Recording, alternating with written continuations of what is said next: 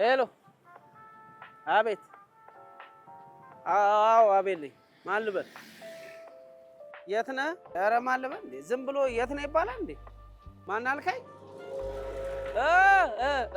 እሺ አዎ ቦሌ አካባቢ ነኝ ያው እስከምትደውሉልኝ ቡና እየጠጣሁ ልጠብቅ ነበር እንዳጠጣ ለምን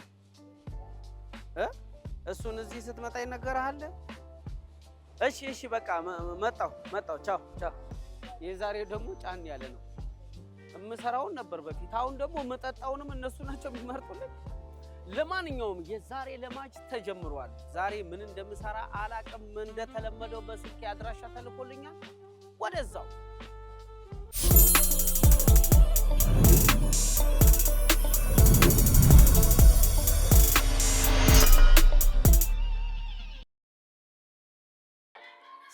ሰላም ለዚህ ቤት ምንድነው አቶ ፀሐይ ቤቱ እንደና መጣ ቤቱ ቡና ይሸታል ቡናም ጋብዘሃለሁ ስለ ቡናም አስተምርሃለሁ ብለኝ ነበር የመጣሁት እንዴት ነው ስለ ቡና በደንብ አስተምርሃለሁ ቡና ቆንጆ ቡናም ቢያንስ 3 አይነት ቡናዎችን አቅናቀምስ ዝግጁ መጀመሪያ ግን ወደዚህ ስትገባ ልብስ መልበስ ስላለብህ ሶል አልብስ እሺ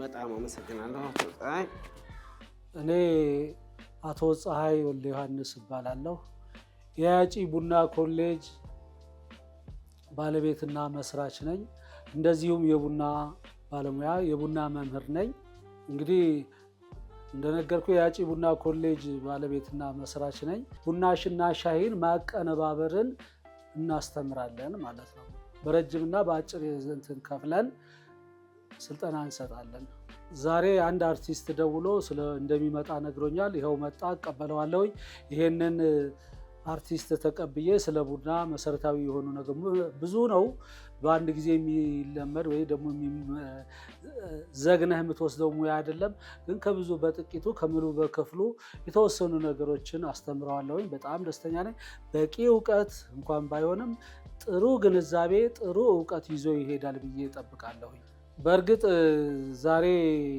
መጥቶ ዛሬ ሁሉን ነገር አውቆ ይሄዳል ማለት አይደለም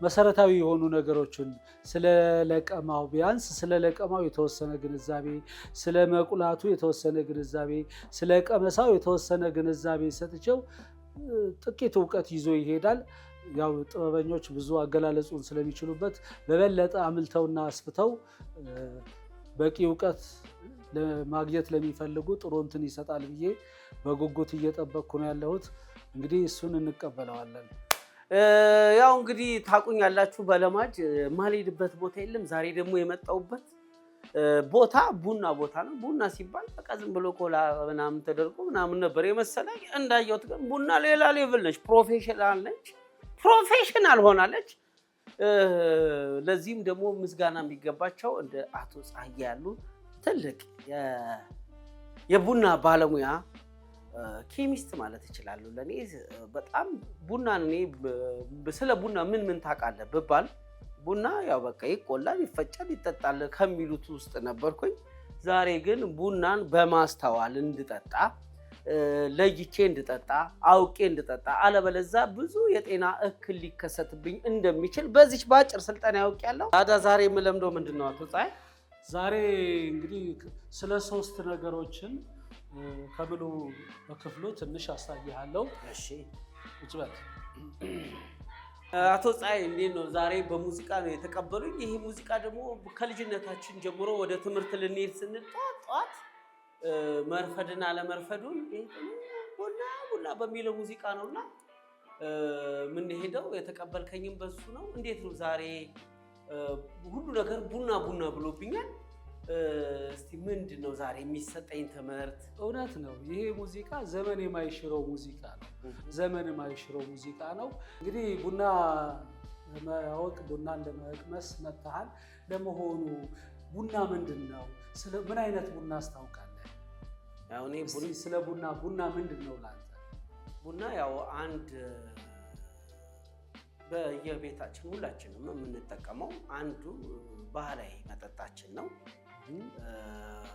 ስለ ቡና እውነቱን ለመናገር ብዙ ዕውቀት የለኝም ለዛም ነው እንግዲያስ እኔ ባጭሩ ልንገርህ። ቡና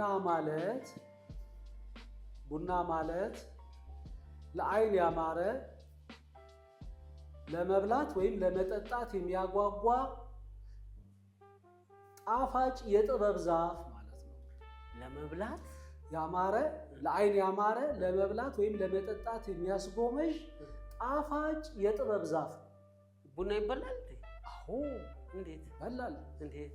ከሌሎች እንትኖች ጋር ደባልቆ ቡና ቆንጆ ኬክ ላይ ምናምን ላይ ያንን ተደርጎ ይጠቀማል። እንግዲህ ስለ ቡና ትርጉም ይሄንን ቡና ምን ማለት እንደሆነ ይሄንን ካልኩ ስለ ቡና እንትን በል። ቡና እንግዲህ የሚጀምረው ከለቀማው ነው። ለቀማው በሁለት አይነት መንገድ ይካሄዳል። አንዱ ሽምጠጣ ይባላል። በሽምጠጣ ይለቀማል። ያው ዛፉ እንደዚህ አድርጎ በመሸምጠጥ ማለት ነው። ሌላው ነገር ደግሞ በመረጣ ነው። መረጣው የበሰለውን ነገር ከዛፉ ላይ በመምረጥ የሚለቀም አካሄድ ነው ያለው። ሁለት አይነት እንትን ነው። ከዛ እንግዲህ ያው ያ የተለቀመው ነገር ይደርቃል፣ ይጓጓዛል፣ ምን ይላል፣ ይቆላል ማለት ነው። ቁሌቱ ሶስት አይነት ቁሌቶች አሉ። ላይት፣ ሚዲየም ኤንድ ብላክ የሚባሉ። እንግዲህ ብዙ ጊዜ ለመጠጥ የሚውለው ቡና ሚዲየም እና ብላኩ ነው የሚቆላው ማለት ነው። እሱን እንሄድና በተግባር አሳያለሁ። ከዛ ደግሞ እንቀምሳለን። ቀመሳው ደግሞ አለው። በመቅመስ የቡናውን አሲዲቲ ምን ያህል አሲዲቲ አለው፣ ምን ያህል ቦዲ አለው፣ ምን ያህል ደግሞ ጣዕም አለው፣ ጣዕሙ ምን ይላል የሚለውን ነገር ኦሪጂኑ የት ሀገር በመቅመስ ብቻ ቡናውን ቀምሰህ ብቻ ይሄ ቡና ከዚህ ቦታ ነው የመጣው ብለህ መለየት የምትችልበትን ጥበብ አሳይሃለሁ ማለት ነው። እንግዲህ ዛሬ ይሄንን ሁሉ ባጭሩ ከረጅሙ ባጭሩ ገለጽኩልህ። ይሄንን ሁሉ በአንድ ጊዜ ማሳየት ባንችልም እንኳ መሰረታዊ የሆኑ ነገሮችን አሳይሃለሁ። እንሂድና ወደ ተግባር ክፍል ገብተን እሱን አሳይሃለሁ በደስታ። መከዘን ግን ምንድን ነው? መከዘን ማለት መጋዘን ውስጥ ማለት ነው። መጋዘን ውስጥ ቡናን ለቅመን ከጫካ ለቅመን ወይ ከማሳ ለቅመን ወደ መጋዘን ስናስገባው መጋዘን ውስጥ ያለውን ብክነትን ለመቋቋም ወይም ደግሞ ለማስወገድ ብክነትን የምናስወግድበትን መንገዶች ጥበብ የራሱ የሆነ ሳይንስ ነው። እንዴት ይቀመጣል፣ እንዴት ይጓጓዛል የሚለውን ነገር ሁሉ እናስተምራለን ማለት ነው።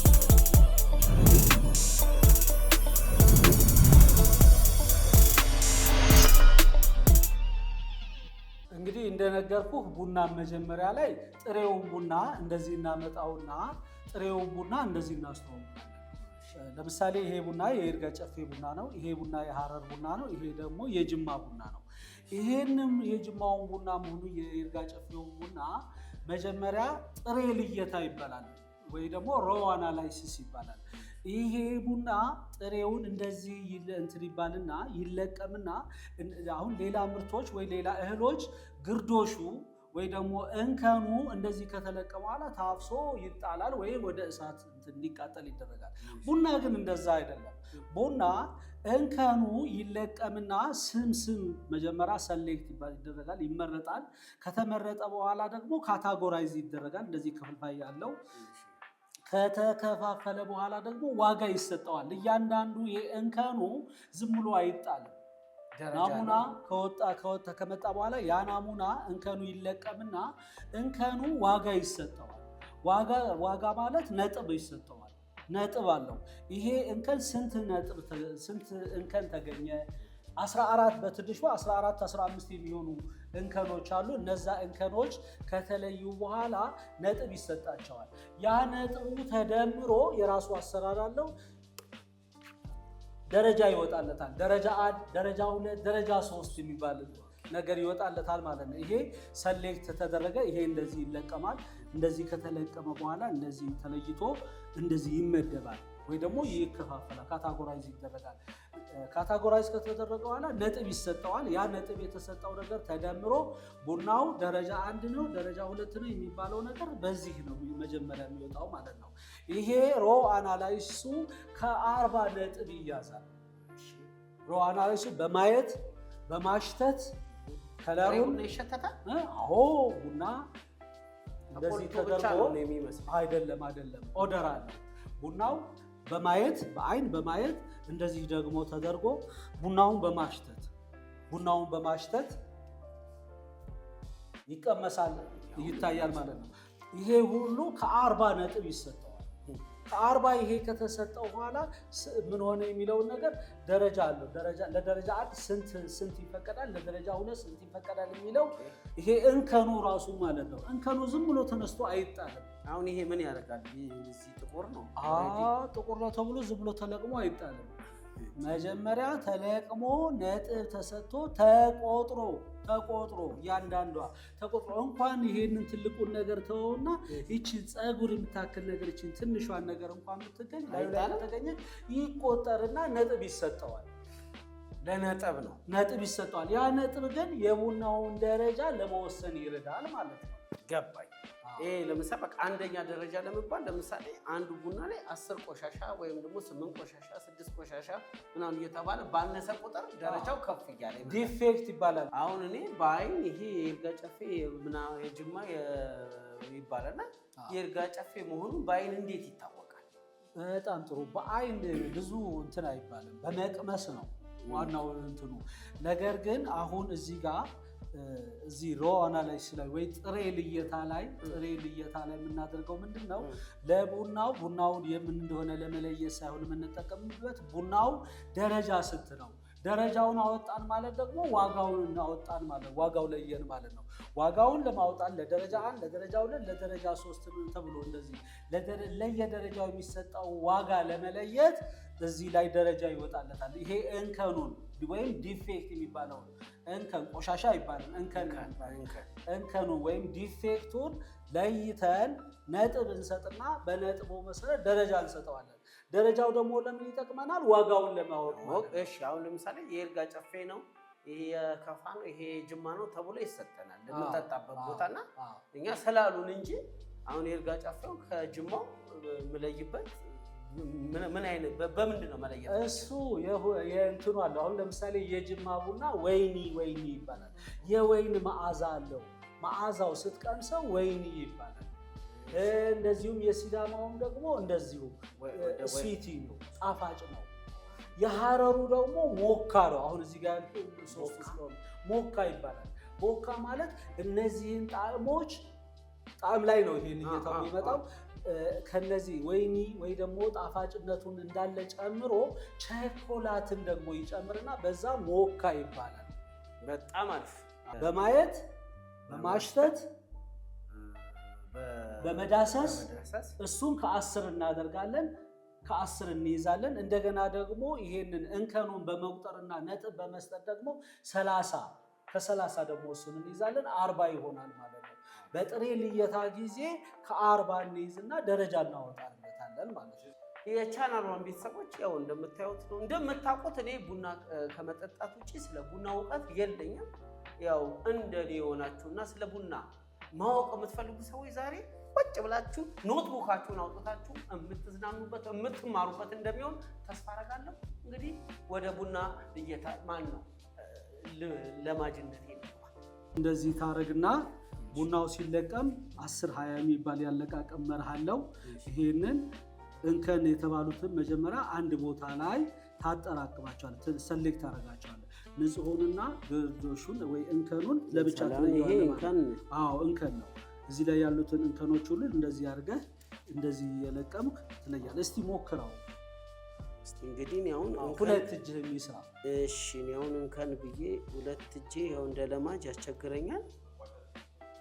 መልቀም አይደለም፣ በጣም ገፋ ነው። ይሄ የድሮ ታይፕ ነው የሆነብኝ ለኔ። ገፋ ደግሞ አለለያየ ያለው ብዬ አቀላቀልኳቸው። በአጋጣሚ እንግዲህ ይሄ የሰጠነህ ቡና አሁን ተማሪዎች የሰሩበትን ነው ሳነሳ ነው ድረስ ከእናንተ ነው ያልከው። በዚህ መልኩ ትለቅመዋለህ ማለት ነው። አይ አንተ ተክተህ ብትማር ብዙ የምታስቸግር አይደለም። ቶሎ ቅርብ ነው ያለው። ከዚህ በፊት የሰራህ ነው የምትመስለው። በጣም ፍላጎቱ ነበረኝና ያው እንዳጋጣሚ ዛሬ ለማጅ ቡና ነው የምጠጣው ሲሉኝ እኔ መጠጣት መስሎኝ ነበር። ለካ እውቀቱን ነው መጠጣው። ይሄን ጨርሻለሁ። ወደ ቀጣዩ ቡና ጥበብ ነው። ቅድም እንደነገርኩ ትርጉሙ ላይ እንደነገርኩ ጥበብ ነው፣ የእውቀት ጥበብ ነው። ስለዚህ ጥበብ አለው። ያንን ጥበቡን ማወቅ ይግድ ይላል። ዝም ብለህ የምታፈላው ዝም ብለህ የምትጠቀመው ነገር አይደለም።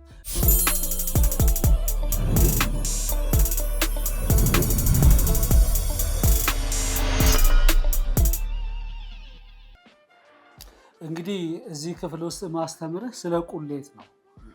ቡና ያ ሁሉ ነገር ተሰርቶ ጥሬው እንትን ተብሎ ተመርጦ እንትኑ ዲፌክቱ ከተሰራ በኋላ ቡና መቆላት አለበት። ሲቆላ አንደኛ መታጠብ የለበትም። ሁለተኛ ነገር ደግሞ በሚቆላበት ሰዓት አሁን እናቶቻችን አይተህ ከሆነ የአጥቦትና ብረት ምጣዱ ላይ እዛው እርጥቡን አድርገው እንትን ይላሉ። እንደዛ መሆን የለበትም። ቡና የደረቀ ቡና ነው የሚቆላው። ለምን መታጠቡ ምንድን ነው ችግሩ? የራሱ የሆነ እንትን አለው። አፍላቶክሲን ምናምን የሚባሉ በሽታዎች አሉ፣ የልብ በሽታዎች። እንዲያውም አንዳንድ ሰዎች አይተህ ከሆነ ቡና ከጠጡ በኋላ ልቤ ፍስሳለች ይላሉ፣ ልባቸውን እንትን ይላሉ። ያ ከማጠብ የሚመጣ እንትን ነው። ስለዚህ እና ሲቆላ መታጠብ የለበትም። ለምን ለጊዜው ቆሻሻ በምንለው ስም በቀዛው ሲቆላ ምን ይሆናል? አንደኛ ሲቆላ ከላዩ ላይ ያለው ነገር ቆሻሻም ይሁን ሌላ ባዕድ ነገሩ ይረግፋል። ሁለተኛ ነገር ደግሞ አስፈላጊ ከሆነ ጥሬውን መጀመሪያ ላይ እንደዚህ አድርገው ማሸት አለባቸው። እንደዚህ ማሸት እንትን ማለት ነው እንጂ በውሃ ማጠብ ጭራሽ አጃክስ አድርጎ ማጠብ በጣም የተሳሳተ ነገር ስለሆነ ልናርመው የሚገባን ነገር ነው። ማሽናችን ይኸውልህ በ250 ሙቀቱን አድጀስት እናደርጋለን። እሺ የራሱ ስቴፖች አሉት። 6 ስቴፖች አሉ እዚህ ጋር የሚደረጉት። ከዛ ውስጥ አንዱ ሙቀቱን መቆጣጠር አለብን። በስንት ሙቀት ነው የምንቆላው ብለን ሙቀቱን እንመጥናለን።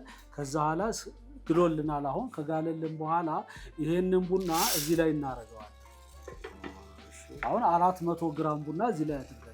400 ግራም ምን ያህል ደቂቃ ይፈጃል? ይሄ አሁን ይሄ የመጀመሪያ ባች ስለሆነ እስከ 22 ደቂቃ ድረስ ይፈጃል። ፓወሩን ጨምረን ብናረገው ይፈጥናል። አሁን ዛሬ ግን እንትናችን የአየር ንብረቱ ቀዝቃዛ በመሆኑ የራሱ የሆነ ተጽዕኖ አለው። ስለዚህ ይሄ የመጀመሪያ ባች ስለሆነ 22 ደቂቃ ይፈጃል። እስከዛ ግን አንዳንድ ነገሮችን ስለ ቁሌት እንትላለን። በምንቆላበት ሰዓት 3 ስቴፖች አሉ፣ 4 ስቴፖች አሉ። ኢንዶተርሚክ፣ ኤግዞተርሚክ፣ እንደገና ኢንዶተርሚክ፣ ኤግዞተርሚክ የሚባሉ ስቴፖች አሉ። ዛሬ እንግዲህ ያው ዩኒቨርሲቲ እንደገባው ነው የምቆጥረው። የቡና ዲግሬን ይዤ ልወጣ ነው።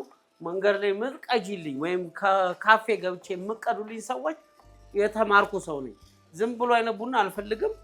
እስቲ ቀጥሉ። ኢንዶተርሚክ ምን? የመጀመሪያው ኢንዶተርሚክ ሙቀት ወደ ቡናው የሚሰርግበት ስርዓት ነው። ቡናው የራሱ የሆነ ሞስቸር አለው፣ የራሱ የሆነ እርጥበት አለው። ያ እርጥበቱ ሙቀቱ የዚህ የእንትኑ ላይ ያለው ሙቀት ይኸው እንግዲህ መልኩን እያየኸው፣ ሽታውንም እንከታተላለን።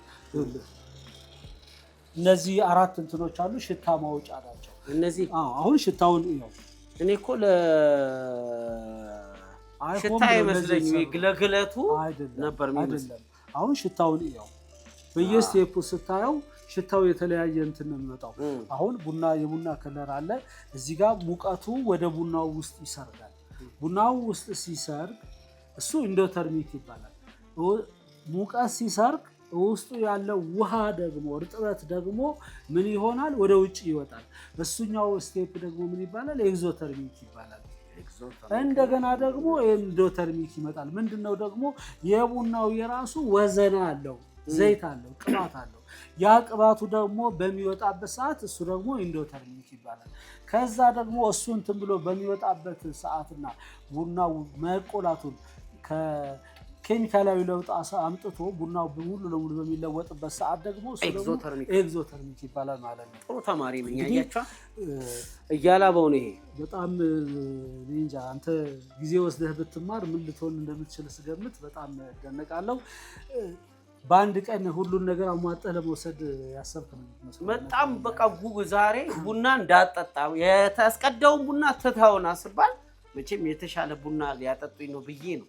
ሁለተኛ ቡና ሲባል እኔ ሰፍሰፍላል እና ለዛ ይሆናልኩህ። አሁን እዚህ ጋር 3 አይነት የቁሌት አይነቶች አሉ። ላይት፣ ሚዲየም፣ ብላክ ይባላል። ብዙ ጊዜ ውጪ የምንጠጣው ብላኩ ነው። የርር ያለው ብላክ የምንጠጣው ብላክን አልፎ ቻርኮል ሆኗል። ብዙ ጊዜ የምንጠጣው ቡና ጥቁር ቡና ነው። ቡና ግን ቡና ስሙ እንደሚያመለክተን ሁሉ ቡና ቡኒ ነው እንጂ ጥቁር አይደለም። ቸኮሌት ከለር ሲሆን ላይ ደስ ይላል። ቸኮሌት ከለር ሲሆን እሱ ነው ቡኒ። ትክክለኛ ቡና ቸኮሌት ብላክም ቢባለው ቸኮሌት መልኩ ነው እንጂ እንትኑ አይደለም። ለዛ ነው ብረምጣዱን ነው እኛ ማችም የሚደረገው። ቡና ሊከስል አይገባው። ቡና ቸኮሌት ከለሩ እሱ ነው ብላክ የሚባለው የመጨረሻው። እንግዲህ ቡናችን አሁን ደርሶልናል። ቡናችን በስሏል፣ ተቆልቷል። እንከፍታለን።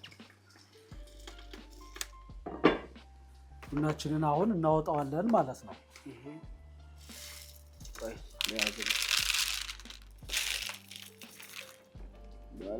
በለው ከነሙሉ ክብሩ ይሄን ይመስላል። እንግዲህ ቡናችን ተመልከተ። ቡና እንደዚህ ነው። ከዚህ ማለፍ የለበትም። የፈለገ ቢጠቁር ከዚህ ማለፍ የለበትም። ከዚህ ካለፈ ቻርኮል ሆነ ወይም ከሰለ ማለት ነው። አቆላሉ ራሱ ሲያምር። አሁን ምን ይሄን ምን መጠጣት ያስፈልጋል? ይሄና ሽቶ ራሱ ውሃ ብንጠጣ ቡና ይሻላል። በነገራችን ላይ ቅድም መግቢያ ላይ ቡና ይበላል ወይ ብለኸኛል። አዎ ይበላል። በኦሮሚያ አካባቢ ለምሳሌ በኦሮሚያ አካባቢ በጣም የትላልቅ ሰዎች በጣም የተከበሩ ሰዎች ምግብ ነው። ቡና ቀላ ይባላል። አሁን ይሄ እንደዚህ ከተቆላ በኋላ የቀለጠ ቅቤ ውስጥ ቅቤውን ሞቅ ለብ አድርጎ እዛ ውስጥ ይደረግና ያ ነገር ለትላልቅ ሰዎች በጣም ለተከበሩ ሰዎች የሚቀርብ ምግብ ነው። ቀደም እንግዲህ እንደነገርኩ ቡናውን ቆልተናል። ቡናውን በጥሬ ልየታ ለይተናል። ቡናውን ቆልተናል። ቡናውን የቆላነውን ቡና ፈጭተን አምጥተናል። እዚህ ጋር አድርገናል። አሁን እንቀምሰዋለን። ምንድነው የምንቀምሰው? ቡናው ጣዕሙ ምንድነው የሚለው፣ ቡናው ምን ያህል አሲዲቲ ያለው፣ ምን ያህል ቦዲ ያለው፣ ምን ያህል ፍሌቨር አለው የሚለውን ነገር ጣዕሙን፣ አሲዲቲውን፣ ቦዲውን ለመለየት ንጽህናውን፣ ቡናው ንጽህናው ቀደም እንከን ብለናል። እንከን ያመለጠ ነገር ካለ ካፕ ክሊነስ ይባላል። ካፕ ክሊነሱን ለመለየት እዚህ ጋር ስራ እንሰራለን ማለት ነው። እንደው አቶ ፀሐዬ ዛሬ ለኔ በለማች ፕሮግራሜ ተአምር ነው የሆነብኝ። እንደዚህ ሌላ ጊዜ ተመልካቾች የሚያውቃሉ በጣም በመንቀልቀል በመዋከብ እችላለሁ አውቃለሁ በምን ነበር የምታወቀው። ዛሬ ግን በጣም ኢንጆይ አድርጎኛል። በጣም ውስጤ ገዝቶኛልና አሁን እርስዎ ያሉትን ፕሮሰስ አልፎ ነው በየካፌው በየቡና ቤቱ የምንጠጣው? አዎ ምንድነው ቡናውን ሲገዙት ይሄንን ሁሉ ለክተው ቡናው ገንዘብ አውጥተው የሚያወጡበትን ገንዘብ የሚገምቱት ለደረጃው ነው። ደረጃው ደግሞ የሚለየው በዚህ ምርመራ ነው።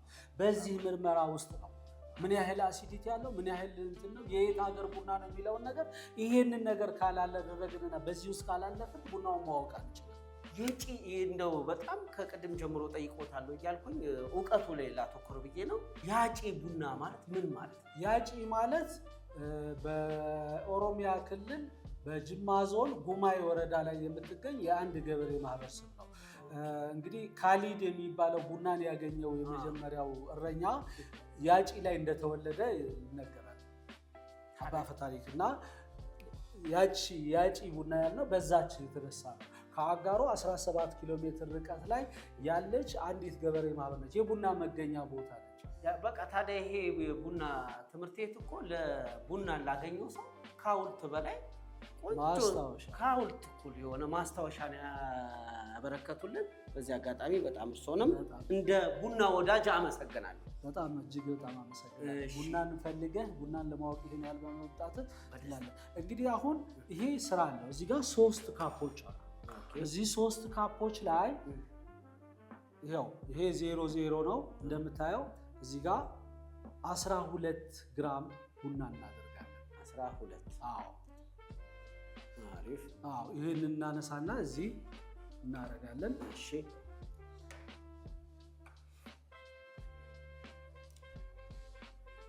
አንዷን እኔ ልሞክር እንደ ለማጅነቴ። ይኸው እሺ ይሄን እዛ ለአንዷ ላይ አድርጋት እዚች አንዷ ጋር እስቲ። እሺ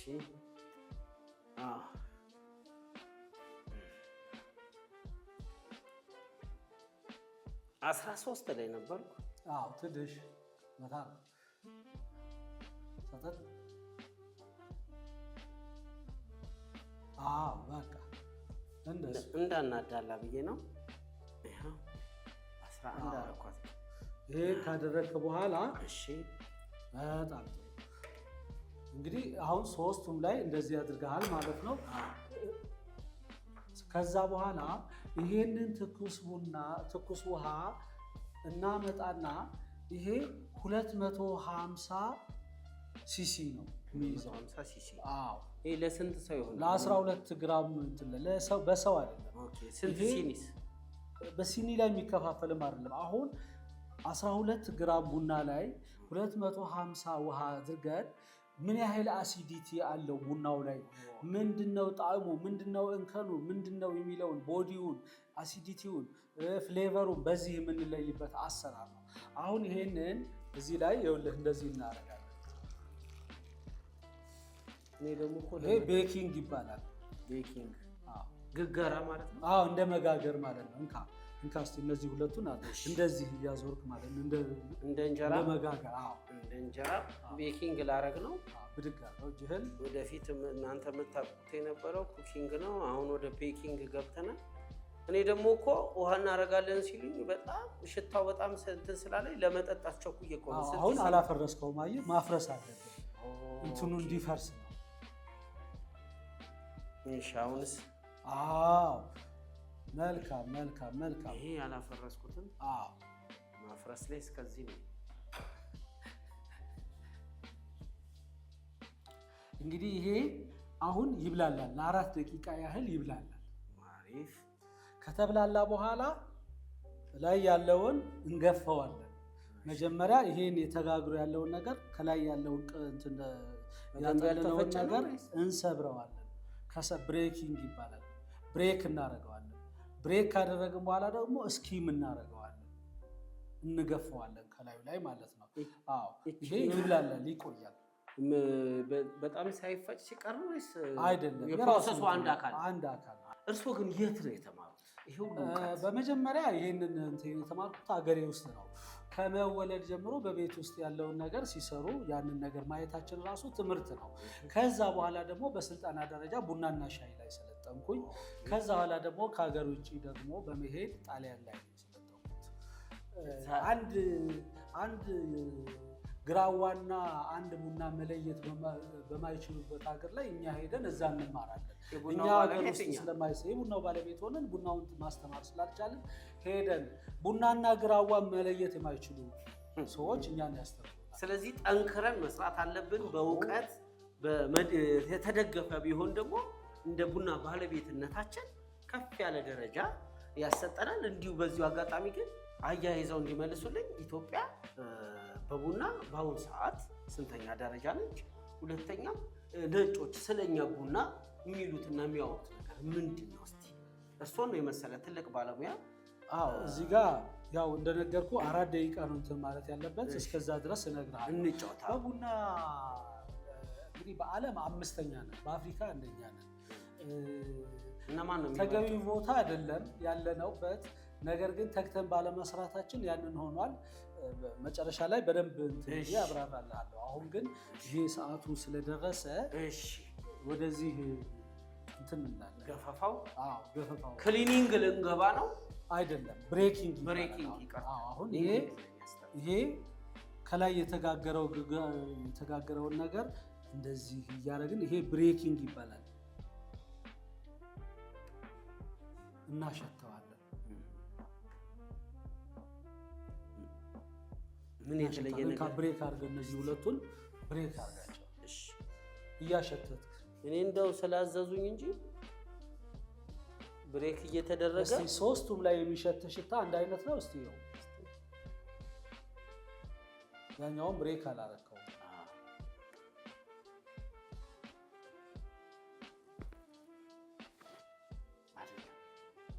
ከአንድ ቦታ ነው ዱቄቱን ያነሳል። ለምንድን ነው የተለያየው? አፈራረስ ላይ ውሃ አደራረጌ ላይ ሊሆን ይችላል። ይሄ ቆንጆ መዓዛ አለ። አይደለም። ለዛ ነው ከአንድ ቦታ ላይ አንድ ላይ ተቆልቶ አንድ ላይ ተፈጭቶ ሶስት ቦታ ላይ ያደረግንበቱ ምክንያት ለዚህ ነው። እስቲ አሁን መጀመሪያ እስኪም እናደርገውና ይሄ እስኪሚንግ ይባላል። ከላይ ቅድም እንደ ቆዳ የነበረው ያየኸውን ነገር እንደዚህ እናደርጋለን። ይሄንን ያደረግነውን ነገር ቀዝቃዛ ውሃ ውስጥ እዚህ ጋር እንደዚህ እናደርጋለን። ከአንዱ ካፕ ወደ አንዱ ካፕ ስንገባ እሺ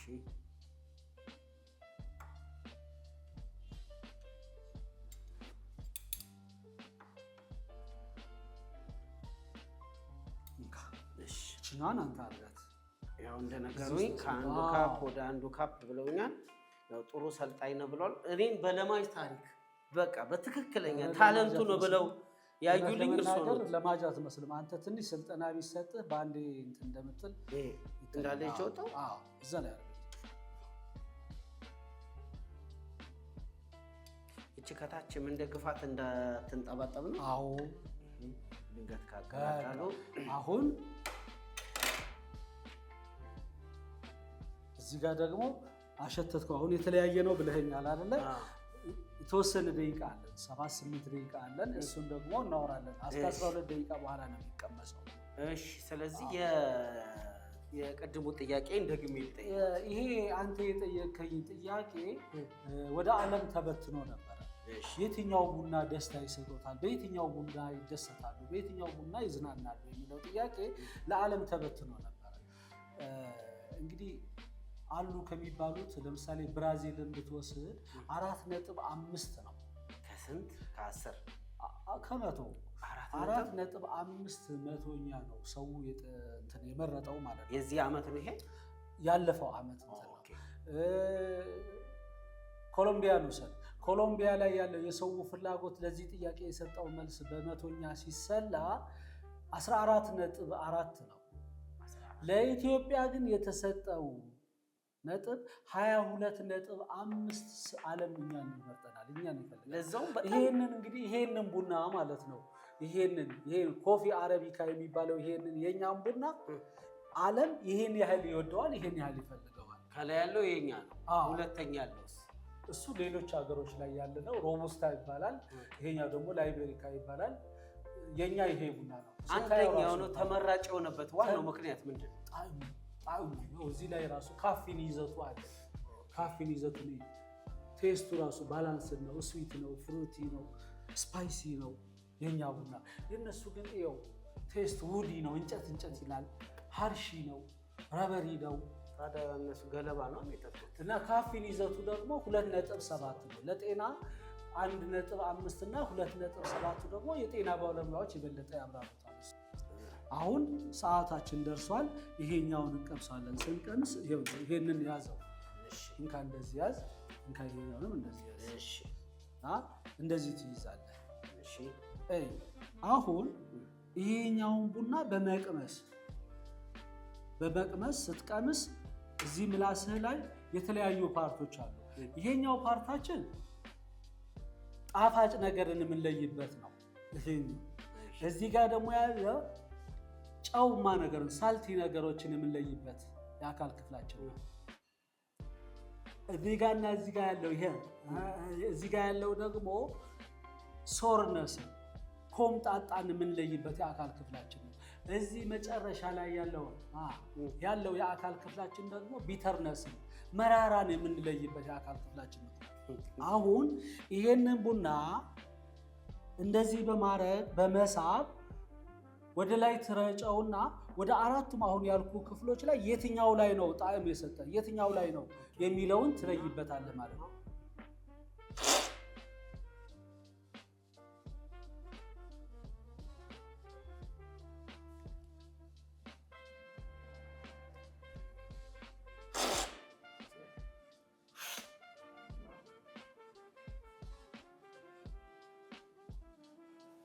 እንደገና ከዚህኛው ካፕ ወደዚህኛው ካፕ ስትገባ የዚህኛውን ወደዚህኛው ይዞ መሄድ ስለሌለበት በቀዝቃዛ ውሃ ላይ እንደዚህ ትነክረዋለህ ማለት።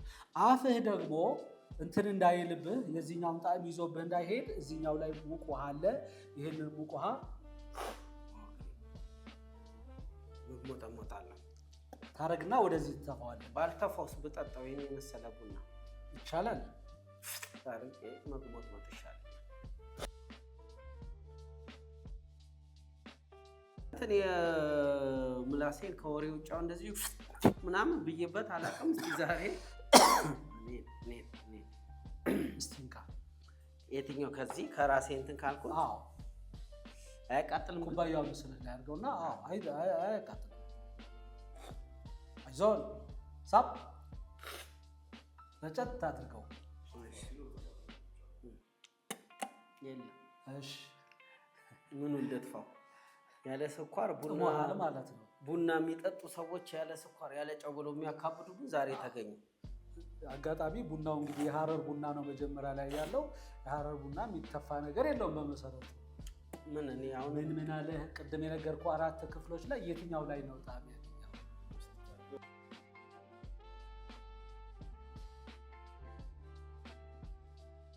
የእውነት እኔ አቶ ፀሐይ ምንም እያለኝ ዝም ብሎ እየገባ ነው። እንደው ፈንድሻ ኖሮ በበላ ነው እንጂ ምንም እኔ አሁን በዚህ ሰዓት ከሚፈትኑኝ ቡና ቢጋብዙኝ ይቀለኛል። ይኸውልህ አሁን ቅድም ጥሬ ምርመራ ላይ ወይ ጥሬ ልየታ ላይ ከ40 ነጥብ እንይዛለን ብዬ ነበር። እዚህ ጋር ደግሞ አሁን በምቀምሰው ነገር ከ60 ይይዛለሁ። ከ60 ምንድነው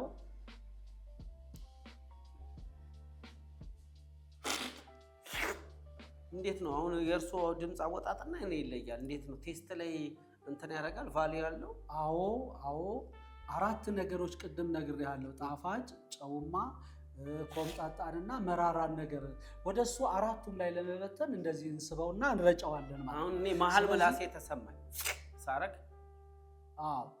አሁን ይሄ ጣፋጭ ነገር ስዊት ነው ያርጉና። ስለዚህ ይሄንን ነገር አሁን በመለየት ይኸውልህ እኔ ግን ትን የሚለኝ ነው የሚመስለው። ይሄ ቡና አሁን አሲዲቲው ከ15 ይያዛል። ከ15 ይሄ ቡና 13 ሰጥቼዋለሁ። እሱ 13። አሲዲቲ ግን እስካሁን ድረስ አልገባኝም። አሲዲቲ ምንድን ነው? ይጎዳል ማለት ይሄ ኬሚካል አለ? አሲዲቲ ማለት ይሄ ኬሚካል ወይ ጎጂ ነገር አይደለም። ቡና ላይ አሲዲቲ የሚባለው መጀመሪያ ቡናውን ስንቀምሰው ላይ ጠቅ የሚያደርገን ነገር ጠቅ ቡናውን ስትወስድ ሰናፍጭ ማለት ወጋ ያደርግሃል፣ ጠቅ ያደርግሃል። ያ ጠንካራ ከሆነ መካከለኛ ከሆነ አነስተኛ ከሆነ ነጥብ አሰጣጣለሁ። ይሄን በትምህርት የምትሰለጥነውና የምትለምደው ነገር ነው። ከዛ ደግሞ ቦዲ ይባላል። ቦዲ ደግሞ ማለት እዚህ አፍህ ላይ የሚሞላው ነገር ወይ ደግሞ የሚከብደው ነገር እሱ ቦዲ ይባላል። ሌላው ደግሞ ፍሌቨር። ፍሌቨር ደግሞ ዘ ኮምቢኔሽን ኦፍ አሲዲቲ ኤንድ ቦዲ፣ የአሲዲቲው እና የቦዲው ጥምረት ጣዕም እንለዋለን። ቡና ለመጠጣት ግን በቃ ዲክሽነሪ መግለጣችን ነው። በጣም ብዙ ቡና በቃ ሌላ ሌቭል ሆናለች። እኛ ቡና ሲባል የምናውቀው ፈንዲሻ አነባብሮ የቡና ቁርስ ምናምን ነበር። ዛሬ የጪ ቡና መጥቶ እንግዲህ እንደነገርኳችሁ ነው ዲክሽነሪ መግለጻችን። እንደው ጋይ ፀሐይ እርሱ ቡና በቀን ምን ያህል ሲኒ ይጠጣሉ? የመጀመሪያው ጥያቄ። ሁለተኛ እንደው መንገድ ላይ አግኝተው በቃ ያገኙት ቦታ ነው የሚጠጡት ወይ እዛም ሲጠጡ እንዴት ነው ሲኒሉ ሲመጣ አሲዲቲው ብለው ነው እንዴት ነው? እስቲ ይችላል ነገር በእውነት ይሄን ለመግለጽ ትንሽ ይቸገራለሁ። ብዙ ጠጣለሁ። አንዳንዴ ጠጥቼ ራሱ እዚህ ሳስተምር ሳሰለጥን ብዙ ምቀምሰው ነገር አለ። በተለየ ደግሞ መንገድ ላይ ራሱ ሲሄድ አንዳንድ ቦታ ላይ ቆንጆ ቁሌት፣ ቆንጆ ጣዕም፣ ቆንጆ ቃና ይሰማኛል፣ ይሸተኛል ወይ ደግሞ ጣዕሙ ይሰማኛል። በዛን ሰዓት ምንም ብቸኩል እንኳን ጎራ ብዬ አንድ ሲኒ ጠጥቼ ነው ወይ ፉት ብዬ ትንሽ ቀምሼ ነው። ቆንጆ ቡና ይገዛኛል። እንዴት ነው እርሶ እንዳውኑ አሁን አሸተቱ ገብተው ቀመሱ ቆንጆ ነው አይደለም የሚለውን አስተያየት ይሰጣሉ? የመጀመሪያ። ሁለተኛ መንገድ ላይ ስለምንጠጣቸው ቡናዎች ውስጥ ያለው እይታ እንዴት ነው? መንገድ ላይም ሆነ በየካፍቴሪያዎች የምንጠጣቸው ቡናዎች አብዛኛውን ጊዜ ከማጠብ የሚመጡ ችግሮች ይታዩባቸዋል። ቡና መታጠብ የለበትም። ቡናውን ያጥቡታል። አይታጠብ እንዴ? እዛው ማሳ ላይ የታጠበው ነው በቃ የሚጠጣው። እናቴ እኮ የኔው በሰፌድ አጥባ አስጥታ ደርቃ ምናምን ነው። ብዙ ሰዎች በአጃክስ ሁሉ የሚያጥቡ እንዳሉ አይተናል፣ ሰምተናል። በጣም ስህተት ነው። ቡና አይታጠብም፣ መታጠብም የለበትም። ሌላው ነገር ደግሞ ባለቤቴ የሰጣሽ ጎረቤት መረማመጃ እስኪጠፋው ድረስ እንዴት ሰፌድ አድርገሽ ባለሙያ ነኝ ብለሽ ነበር የምታጥቢው። ግን ይኸው ቡና አይታጠብም። ሲቆላ ደግሞ ስሩ ነዳላ ወይ ብስ ያለበት መጥበሻ መቁያ አለ። እሱም ደግሞ ቡና ተቆላ ሳይሆን ቡና ተጠበሰ ነው የሚባለው። ምክንያቱም እሳት ቡናውን በዳይሬክት ማግኘት የለበትም። እሱም ነው አንዱ። በተለይ አብዛኛውን ቡና የሚበላሸው ደግሞ ይሄ ነው። አውጥተሽ ያንን መቆያ እንዲህ ማንኮሽኮሻ አማረልኝ ብለሽ እንዲህ ጆሮዬን የምታደነቁሪ ይውጣና ይጣል። ሌሎችም የድሮ እናቶቻችን እንደሚቆሉት በብረት ምጣድ፣ እሱ ደግሞ በማንከሽከሻ የሌለጠው በሸክላ ደግሞ ሲቆላ እጅግ ያማረ የተዋበ ነው። ከነ ወዙ ከነ ለዛው ነው። ምን አልኩ እኔ። ሌላው አሁን መንገድ ላይ ያየሁት ችግር ምንድን ነው? ቡናው ያፈሉትና አንዴ ብዙ ያፈሉና በድስት ሞጀረው እንደ ማህበር ወጥ በድስት ነው። ፈረሰኛው ጭልኝ ነው፣ በሲኒቅ ጭልኝ ነው። ህብረተሰቡ እየተጎዳ ነው ያለው። እሱ ቡና የጤና ጠንቅ ነው። የጤና ጠንቅነቱን የጤና ባለሙያዎች ብዙ ቢገልጹ ጥሩ ነው። ነገር ግን ቡና ከተፈላ በኋላ በጣም ቢቆይ በ30 ደቂቃ ውስጥ መጠጣት አለበት። ከ12 እስከ 30 ደቂቃ ውስጥ ነው ተፈልቶ መጠጣት ያለበት። አሁን ለምሳሌ ብዙዎቹ መንገድ ላይ የምናያቸው ቡናዎች ቡናው ይፈላል፣ በብረት ድስት ነው የሚያፈሉት። ከዛ ወደ ማንቆርቆሪያ ያደርጉታል። ሰውየው ሲመጣ ጀበና ላይ አድርገው ያንን ያሞቁለታል፣ እሱን ይሰጡታል። ቡናው ገላፈላ ሚለው ምናምን የሚያውቀው ነገር የለም። እንዳውም አንዳንድ ቦታ ላይ ብዙ ቦታ ላይ አያለሁኝ ያድራል። ማታ ሲያነሳሱ መንቆርቆሪያ ላይ አድርገውት ከነውት ያሳድሩታል። ጠዋት ሲመጡ ያንን አሙቀው ይሸጡታል። መንገድ ላይ እርሶ ሲጠጡ አስተያየት ይሰጣሉ? አዎ ብዙዎቹ ባይሰሙንም እንኳን ብዙዎቹና ምን አገባህ ሁሉ የሚሉ ሰዎች አሉ። እርሶ ግን ዝም ብሎ ታከስረኝ ነው ይላሉ። ቀመስ አድርገው ቁጭ ሲያደርጉ የሆነ ያልወደዱት ምናምን ነው የሚመስላቸው እንጂ የባለሙያ አይመስላቸውም። ምን ታውቃለህ ይሏል። አቶ ፀሐዬ ቢሳደቡ ሁሉ አሉ። ይሄ እኮ እንዴት አሁን ለነገ ነው ይሄንን መንቆርቆሪያ ላይ የምታደርጊው ይሄንን የምትከርኚው ምናምን ስንላቸው ድፊው አብዛኛዎች የሰጠኋቸው ሰዎች ማለት እኔ ልስጥሽ ይሄኛውን ድፊው ይሄሉ ያስደፋሁበት ቦታ አለ። ነገር ግን ለሁሉ ሰጥተህን አንችልም። ከዛ በበለጠ ስልጠና ቢወስዱና በስልጠና ታግዘው ጤናማ የሆነ ቡናን ጠቃሚ እንዲሆን ሰው ገንዘቡን አውጥቶ እንደሚጠቀመው ጥሩ ጥቅም ጥሩ ጣዕም እንዲያገኝ ቢረዳ ጥሩ ነው። አርቲስት አቤል በመሰረቱ የሚደንቅ ሰው ነው። ይሄ ቢማር ይሄ የተወሰነ ስልጠና የ1 ወር የ2 ወር ስልጠና ቢሰጠው እኔ እንጃ እኛን ሳይበልጠን ይቀራል ብላችሁ ነው? እንደዚህ ጥበበኞች እነዚህ አርቲስቶች ለካ አምልቶ ይሰጣቸው ልዩ ክህሎት አላቸው ማለት ይቻል ይሆን? እኔ እንጃ አላቅም። በጣም አድንቄዋለሁኝ። ስትነግረው በደንብ ይሰማል። የነገርከውን ነገር ከልብ ይይዘዋል፣ አይረሳውም። ግንዛቤው ጥሩ ግንዛቤ እንትን ይላል። የሚያነሳቸው ጥያቄዎች ደግሞ መነሳት ያለባቸውን ጥያቄዎች ለይቶ ያነሳል። ዛሬ የመጣ አይደለም የሚመስለው። ከዚህ በፊት ብዙ ያነበበና ብዙ እንትን ያየ የተመለከተ ነው የሚመስለው። ይገርማል። እውነቱን ልንገራችሁ፣ ይሄንን አርቲስት ዛሬ በነበረው እይታ ውጤት ስጠው ቢባል ከ10 8 ወይም 8.5 እሰጠዋለሁ። አዎ በአጠቃላይ ዛሬ ካየሁት ነገር የቡና መገኛ ነን እንጂ ቡና ላይ እንዳልሰራን ነው ማለት። ቡና የኛ ቡና ምን ያህል ተፈላጊ እንደሆነ፣ አንደኛ እንደሆነ፣ ክሬሚ እንደሆነ፣ ቴስቲ እንደሆነ፣ የሌሎቹ ግን እንጨት እንደሚል ነው የተማርነውም ያየ ነው። ይሄ እውነታ ነው፣ ለራስ ማዳላት አይደለም። ስለዚህ ቡና ላይ የምትሰሩ ሰዎች እንደ ሀገር ነው የሚመለከተን። ይሄ ለተወሰነ ሰው ብቻ የሚሰጥ መልእክት አይደለም። አተካከል፣ አለቃቀም፣ በቃ ኤክስፖርት ላይ በጣም ጠንከረን ለዓለም በቃ ለዓለም ቡና ፍላጎት ላለው ሰው እንድረስለት ነው ማለት ነው። ያው በፊት የለማች ፕሮግራሜን እንደተከታተላችሁት እንደምትከታተሉት ነው። የጉልበት ስራ በቃ የሩጫ ምናምን ውክብ ያለ ነው። ያሁኑ ግን በቃ የእውነት ኢንተረስቲንግ የሆነ በቃ ትምህርት ነው። እያንዳንዱ አጀንዳዬ ላይ ቁጭ አድርጌ ስጽፍ ነበረ። ለሾ ማሟያ አይደለም። የእውነትም በቃ በጣም ቆንጆ እውቀት ያገኘሁበት ለማች ፕሮግራም ነው። እንደው አልፎ አልፎ እንደዚህ አይነት ለማች ፕሮግራም እንጂ ጣል አድርጎ እኔንም ተመልካቼንም እውቀት ቢያስቀስመን ብዬ ፕሮዲሰሮቼን ጠይቃለሁ። አንድ ነገር ልንገራችሁ፣ በእርግጠኝነት በዚህ ሾ ስለ ቡና ያላችሁ አመለካከት ተለውጧል። በእርግጠኝነት ይኸውልህ አላችሁ ደግሞ አንዳንድ ቡናን የምታጉላሉ ሰዎች ተራ የሆንኩ ዝም ብዬ ፉት ብዬ የሚሄድ ሰው እንዳልሆንኩ ይግባችሁ። ለእኔ ስትቀዱ ወይም ካፌም ሆነ እንትን ቅድምም ብዬዋለሁ፣ አሁንም አስረግጬ የምነግራችሁ ተጠንቀቁ። ስለ ቡና ተምሬያለሁ። ዲፕሎማዬን ይዤ የወጣሁ ሰው ነኝ። ጤናና ቡና አያሳጣችሁ እላችኋለሁ። ለለማች ተከታታዮቼ ዛሬ ቡና ማን ነው ነጥብ ተቆላ፣ ተወቀጠ፣ ታጠበና 8 ተገባልኝ። አየህ ገና ተማሪ ስትሆን እንደዚህ የጭንቅላት ነገር ሲመጣ ፉት ነው ማረጋት። በለማጅ ታሪክ ያው ደግሞ ይሄ ሌቭል ላይ ከፍ ያለበት ውጤት ነው። አቶ ፀሐዬ በቃ እንዴት አይነት ትንታግ ባለሙያ እንደሆንኩ አይተው 9 ነው የሰጡኝ። ማን ነው 8 ነው የሰጡኝ። ለዚህም ትልቅ ምስጋናዬን አቀርባለሁ። በነገራችሁ ላይ ዛሬ 8 ማግኘቴ ከባድ የሆነ መነሳሳት ፈጥሮብኛል።